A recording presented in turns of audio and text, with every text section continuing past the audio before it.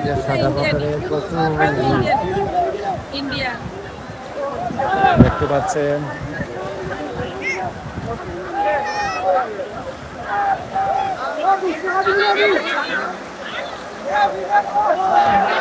সিলেটের সাদা পাথর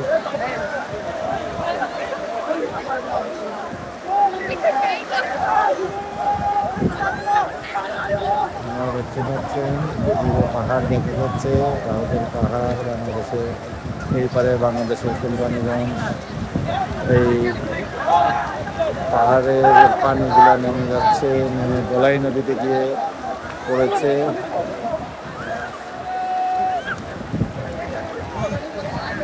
দেখতে পাচ্ছেন সিলেটের সাদা পাথরে প্রচুর ভিড়। সিলেটের সাদা পাথর থেকে আমার দেশ লাইভে আপনাদের সবাইকে স্বাগত জানাচ্ছি। এই মুহূর্তে আমরা সিলেটের সাদা পাথরে অবস্থান করছি। আমার দেশ লাইভে আপনাদের সবাইকে স্বাগত জানাচ্ছি। আমরা 10 নম্বর ঘাট বলে পরিচিত 10 নম্বর থেকে, যেটা কোম্পানিগঞ্জ পয়েন্ট থেকে আমরা সাদা পাথরের উদ্দেশ্যে ইঞ্জিন নৌকায় রওনা হয়েছে। আপনারা দেখতে পাচ্ছেন, দূরে দেখা যাচ্ছে অসংখ্য ইঞ্জিন নৌকা। পর্যটকরা ঈদের ছুটিতে ইঞ্জিন নৌকায় করে সাদা পাথরে যাচ্ছেন নদীতে। এই সাদা পাথরে পৌঁছার পর আপনাদেরকে দেখাবো, এটা যাওয়ার দৃশ্য দেখাচ্ছি।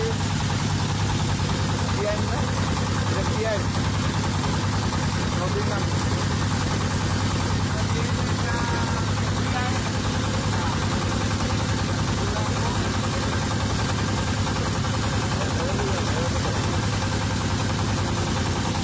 দেখতে পাচ্ছেন। আমরা ইঞ্জিন চালিত নৌকায় করে যাচ্ছি।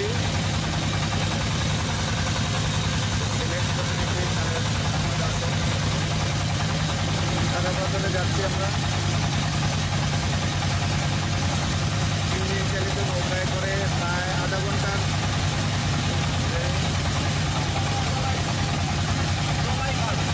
দলাই নদী, এটা দলাই নদী দিয়ে বেশ খরস্রোতা নদী দিয়ে, দলাই নদী দিয়ে আপনার যেতে হবে সাদা পাথরে। আপনারা দেখতে পাচ্ছেন অনেকগুলা ইঞ্জিন চালিত নৌকায় পর্যটকরা একে একে বিকালে মনোরম পরিবেশে, সুন্দর পরিবেশে সাদা পাথরে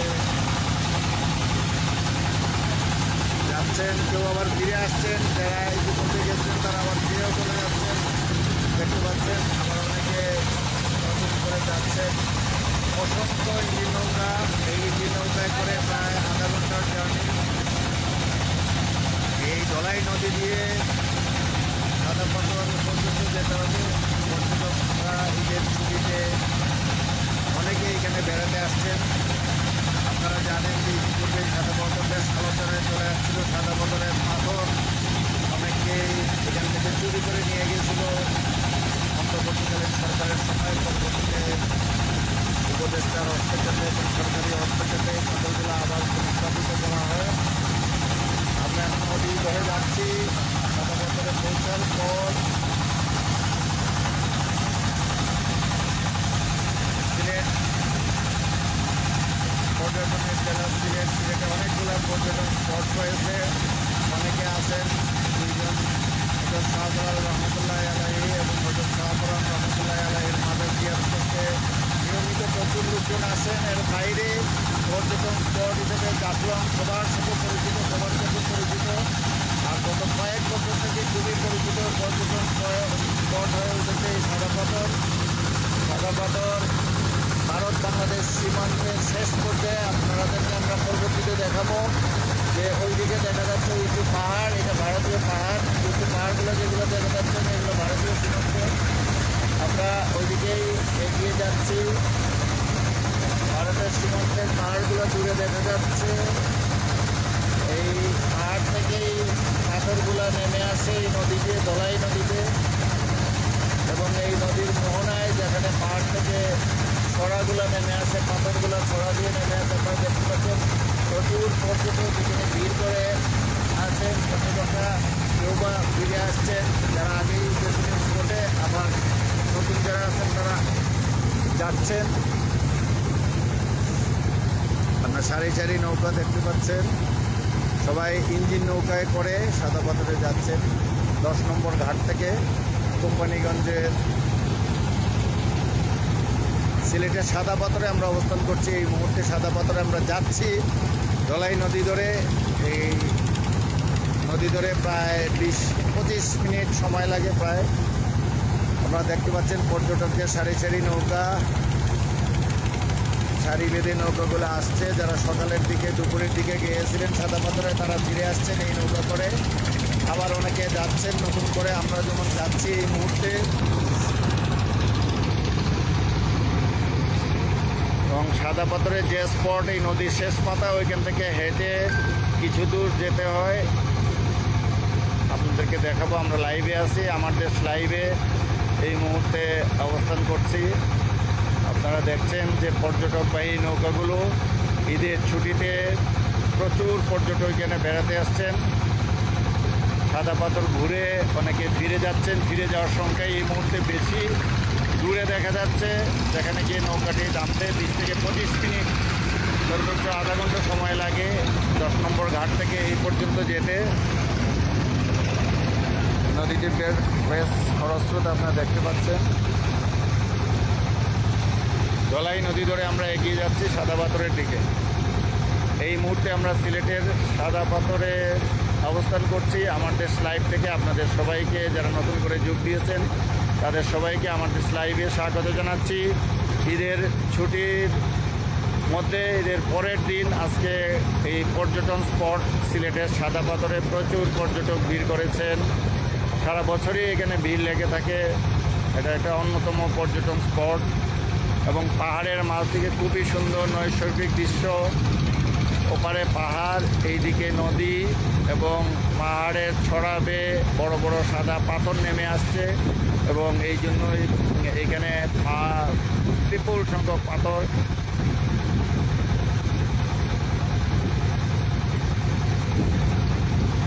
আমরা কিছুক্ষণ পরেই সেই পাথরগুলো দেখতে পাবো।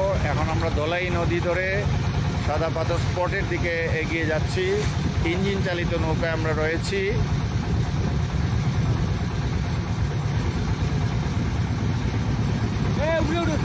সিলেটের সাদা পাথর স্পট থেকে আপনাদের সবাইকে আবারও স্বাগত জানাচ্ছি।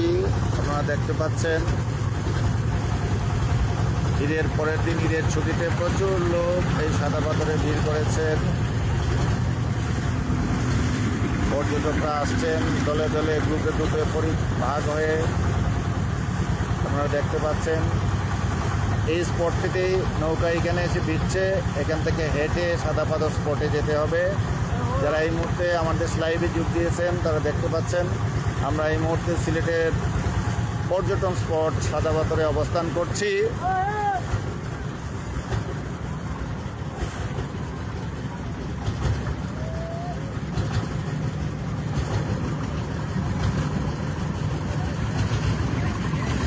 আপনারা দেখতে পাচ্ছেন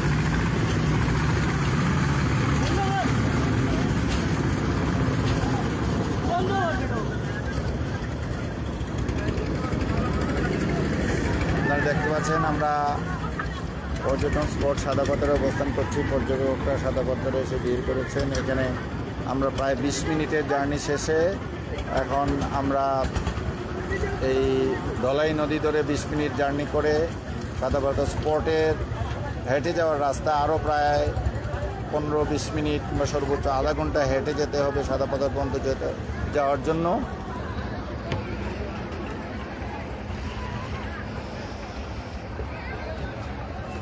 আমার দেশ লাইভে আপনাদের সাথে রয়েছি আমি জাহেদ চৌধুরী।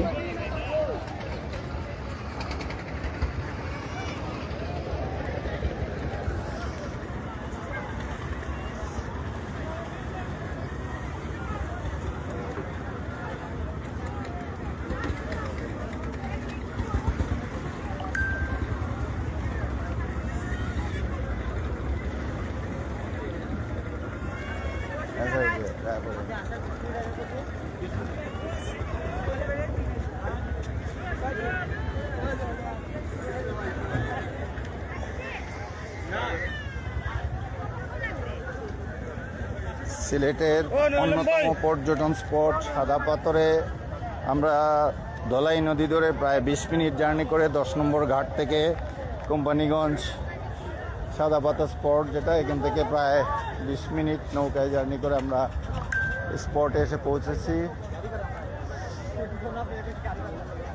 এখন আরও প্রায় 20-25 মিনিট পায়ে হেঁটে এই বালুর মধ্য দিয়ে মজুরে সিলেটে আছেন। তো সেই ক্ষেত্রে আমরা দেখছি যে পর্যটন কেন্দ্র দিয়ে বাংলাদেশ সরকারের তরফে বেশ কিছু সবদিকে আসলে শুধু গোলাপগঞ্জ পর্যটন কেন্দ্র নয়, বাংলাদেশ প্রেক্ষাপটে আপনারা এটা কীভাবে ভাবছেন? ধন্যবাদ। প্রথমে আমি ঈদ উল ফিতরের সবাইকে ঈদের শুভেচ্ছা জানাচ্ছি, মোবারক। প্রাকৃতিক কারণে আল্লাহ তাআলা আমাদেরকে অন্যান্য জায়গায় বৃষ্টি হলেও এই 2-1 দিন ধরে আমাদের আবহাওয়াটা চমৎকার, অনেক পর্যটক এখানে আসছে এবং আজকে আমরা পর্যটকের জন্য স্পেশাল পর্যটন পুলিশ, আমাদের পুলিশের অতিরিক্ত পুলিশ, ট্রাফিক এবং আমাদের মোবাইল টয়লেট, আমাদের এসিডেন্ট সাহেব এখানে হিসাবে সবাই মোটামুটি ফিল্ডে আছেন, যাতে টুরিস্টরা কোনোভাবে কোনো ধরনের অসুবিধা হয়।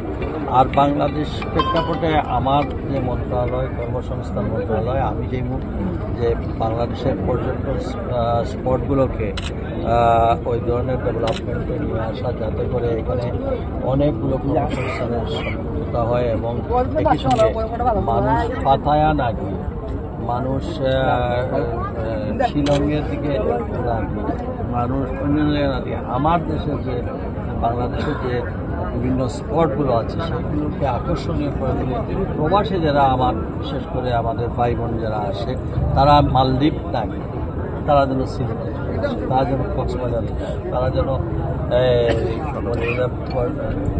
মাধবপুর নদের ওই যেন কক্সবাজার যাও, তারপরে রাঙ্গামাটি যাও, আমাদের যে বরিশালের কুয়াকাটা যাক, হ্যাঁ, এইসব এরিয়াকে আমরা যত সম্ভব আমি চেষ্টা করব আমার মন্ত্রণালয়ের মাধ্যমে যতটুকু পর্যটন মন্ত্রণালয়ের সঙ্গে আলোচনা করে আমরা যৌথভাবে আমরা চেষ্টা করবো যাতে এই পর্যটনের এই অর্থনৈতিক যে গতিটা আছে এবং সবচেয়ে বড় জিনিস হল নিরাপত্তা, তার জন্য আছে মানুষ নিশ্চিতভাবে যাতে আল্লাহ তাআলা এত সুন্দর ন্যাচারাল জিনিস যে আমরা এটা নষ্ট করি। তবে আমি আজকেও আমার ব্যবসায়ী ভাইদেরকে বলছি, এখানে নিরাশ হওয়ার কোনো কারণ নাই, যেহেতু আমাদের এই এলাকাটা আমার বিশেষ করে 4 আসনে এখানে আমাদের বিভিন্ন বিশেষ করে পাথর, বালু এবং এইসব করে নিয়ে দীর্ঘদিন বিজুলি করা হচ্ছে। আমি ঈদের পরে বিদেশ থেকে আসার পরে মিটিং করে আমরা একটা নির্ধারণ করি কোন জায়গা থেকে বালু উত্তোলন হবে, কোন জায়গা থেকে পাথর কী পদ্ধতিতে হবে, পরিবেশ বান্ধব এবং পরিবেশ বজায় রেখে যা তখন আমরা একটা সুনির্দিষ্ট, এরপরেও শুধু এই দিকে রাখবো না, আরও অন্যান্য প্রক্রিয়ার মাধ্যমে কর্মসংস্থান যাতে মানুষ এমপ্লয়মেন্ট